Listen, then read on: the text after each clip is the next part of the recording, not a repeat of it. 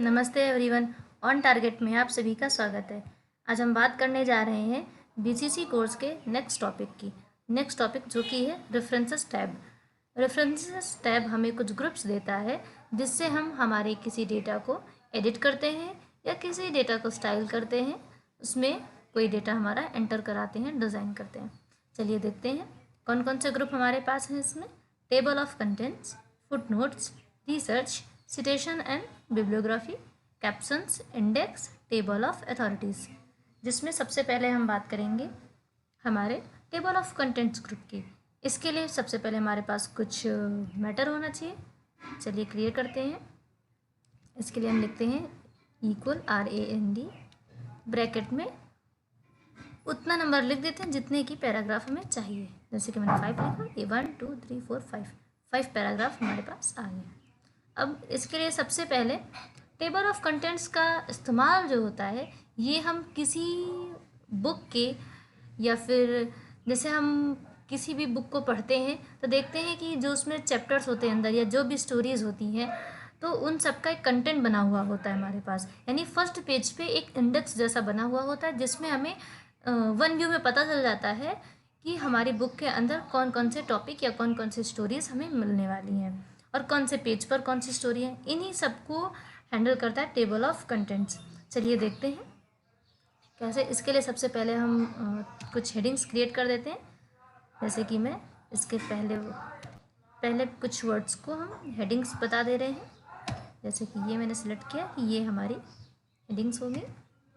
आप अपना कोई भी मैटर ले सकते हैं, कोई भी आपका डॉक्यूमेंट है। फिर हमें इसका इस्तेमाल करने के लिए सबसे पहले होम टैब में जा करके यहाँ से हेडिंग इसको बनाना होगा। जब हम इसे हेडिंग बनाएंगे तब वो जान पाएगा कि हाँ ये हमारे टॉपिक्स हैं या ये हमारा चैप्टर नेम है। इस तरीके से हम हेडिंग्स को क्रिएट करते हैं। अब हम बात करते हैं यहाँ से टेबल ऑफ कंटेंट्स बनाने की। देखिए कभी कभी क्या होता है, हमारे पास हम कंटेंट के अंदर कुछ चैप्टर बताते हैं या चैप्टर के अंदर कुछ पार्ट्स होते हैं, तो उन सब पार्ट्स को अलग अलग डिवाइड करने के लिए हमारे पास अलग अलग टेबल्स हैं। हम चाहें तो ऑटोमेटिक टेबल का इस्तेमाल कर सकते हैं या मैनुअल टेबल का इस्तेमाल कर सकते हैं। बहुत और दूसरे भी हमारे पास ऑप्शंस हैं। मैं फॉर एग्जांपल आपको बना के दिखाती हूँ। सॉरी, ये मैंने आपके लिए ये भी जानना ज़रूरी है कि आप जहाँ पर क्लिक करेंगे वहीं से आपकी टेबल क्रिएट होगी। जैसे मैंने यहाँ एंटर करके अब मैं यहाँ से क्लिक करती हूँ, यहाँ से टेबल क्रिएट होगी। अदरवाइज़ वो टेबल जहाँ कहीं कर्सर होगा वहीं से क्रिएट हो जाएगी। चलिए देखते हैं। जैसे कि ये रहा, अब देखिए ये स्टार्टिंग में हमारी टेबल क्रिएट हो गई।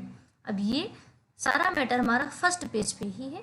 इसी वजह से ऐसा हुआ था कि इसने सबको फर्स्ट पेज या फिर वन पैराग्राफ दिखाया। इसके लिए अगर हम चाहते हैं, एक ये हमारा छूट गया है, इसको फिर से हेडिंग कर देते हैं। अब जैसे मैंने इसको फिर से हेडिंग किया, अब मैं चाहती हूँ कि ये भी यहाँ पे आ जाए। तो इसके लिए हम क्या करेंगे, वापस रेफरेंसेस में जाएंगे, अपडेट टेबल के बाद में हमें अपडेट करनी होगी पेज नंबर्स ओनली। ओके, इसके लिए हमने इसको सिलेक्ट किया। इसके लिए सबसे पहले हमें यहाँ पर इसको लेबल बनाना ज़रूरी है। मैंने इसको सिलेक्ट किया। यहाँ से सिलेक्ट करने के बाद में इसको लेबल बनाएंगे। लेबल बनाने के बाद में तब जा कर के ये हमारा ये अपडेट टेबल में आके ऐड हो जाएगा। ओके, इस तरीके से आपने देखा कि हमने इसका लेवल चेंज किया था, तो उसी हिसाब से इसका लेवल चेंज हो गया और अब हमारा जो दूसरा पैराग्राफ है वो दूसरे पेज पर पहुंच गया है और यहाँ से वो दूसरे पेज पर हमें दिखाई देता है। ओके, इस तरीके से हम हमारे टेबल को अपडेट कर लेते हैं। बात करते हैं अब हम इंसर्ट फुटनोट या इंसर्ट एंड नोट की।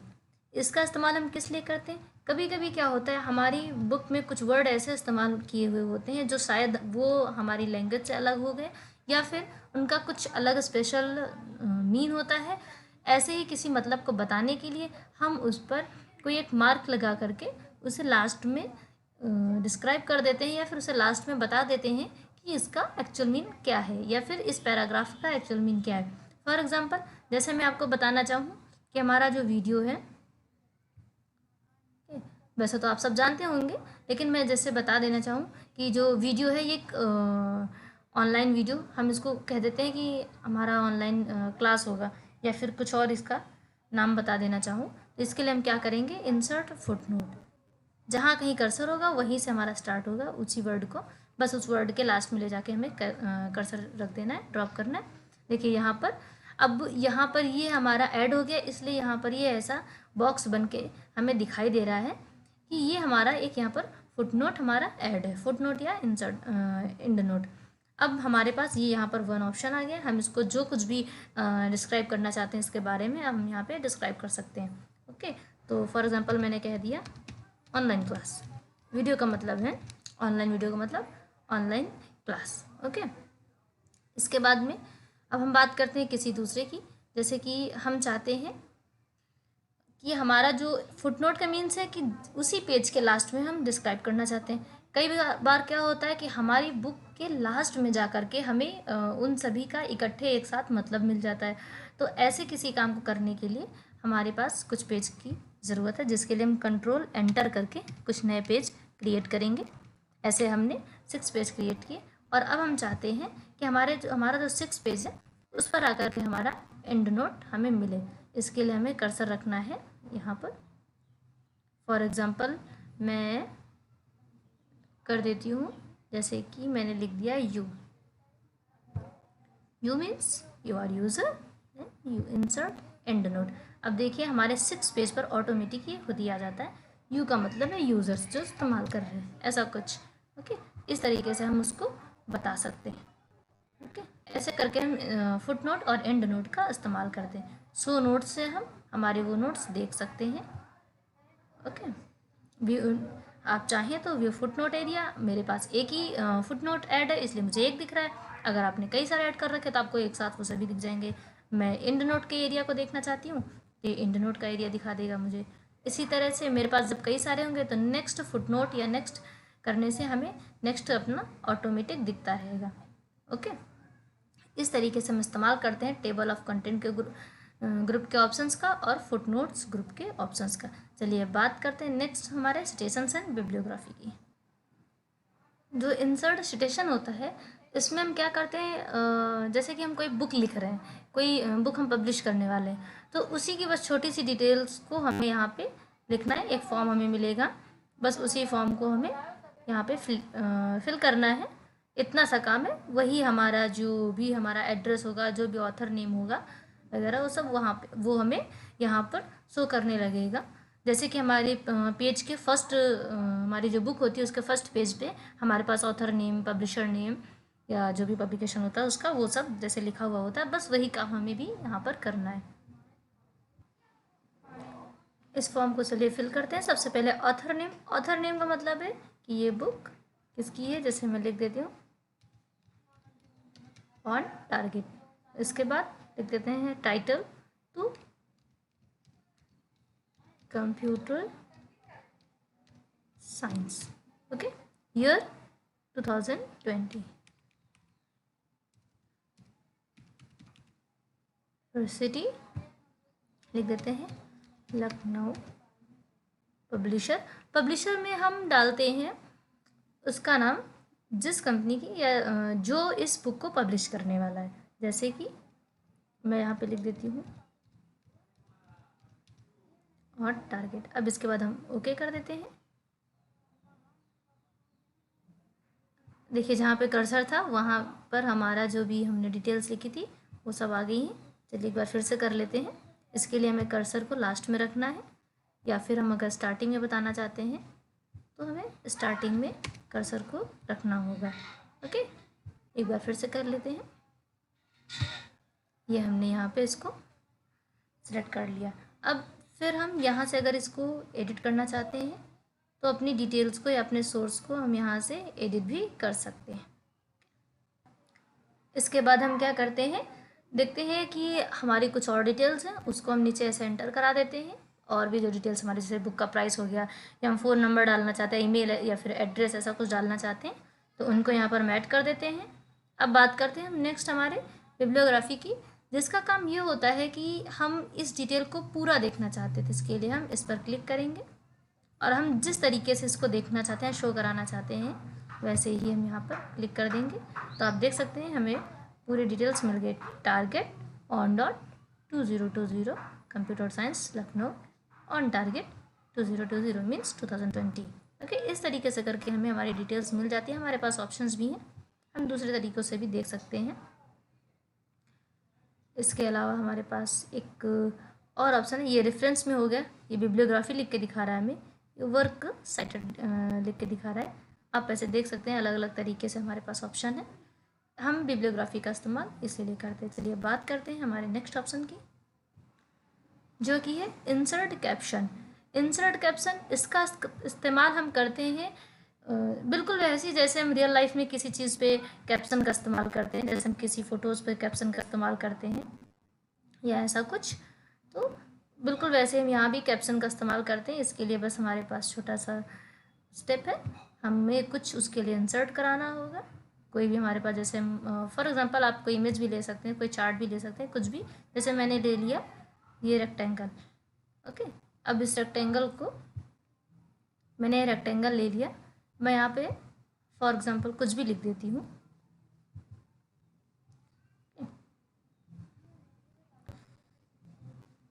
ये कोई एकेडमिक बुक है जिसमें मैंने रेक्टेंगल लिया, और मैं बताना चाहती हूँ कि ये क्या है।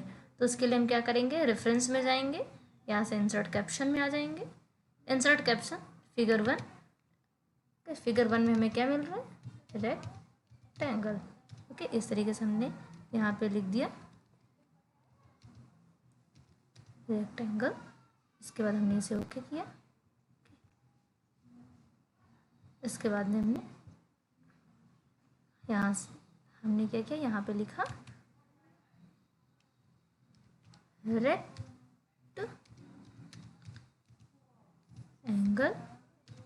रेक्टेंगल के बाद में हमने इसको लिख दिया ऑटो कैप्शन। ओके, ये देखिए हमारे पास आ गया फिगर 1 रेक्टेंगल। ओके, इस तरीके से हम इसको लिख देते हैं। चलिए थोड़ा सा साइज़ बड़ा कर देते हैं जिससे आपको दिखाई दे जाए।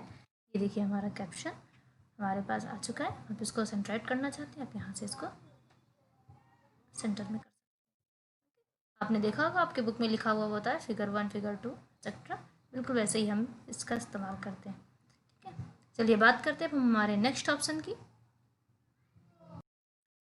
बात करते हैं हम क्रॉस रेफरेंस की। क्रॉस रेफरेंस का इस्तेमाल करने के लिए सबसे पहले हमें एक टेबल इंसर्ट करानी है। आप इसको अपने अकॉर्डिंग यूज़ कर सकते हैं। मैं फॉर एग्जांपल आपको बता रही हूँ। जैसे मैंने टेबल इंसर्ट करा ली। टेबल को साइज करने के लिए हम यहाँ से ड्रैग करके इसको ऐसे भी कर सकते हैं। ओके, इसके लिए हमें बस करना ये है कि माउस से क्लिक करके इसे हमें ड्रैग कर देना है। ओके, अब देखते हैं किस तरीके से हम क्रॉस रेफरेंस का इस्तेमाल करेंगे। क्रॉस रेफरेंस के लिए सबसे पहले हमें हमारे टेबल को एक कैप्शन देना होगा।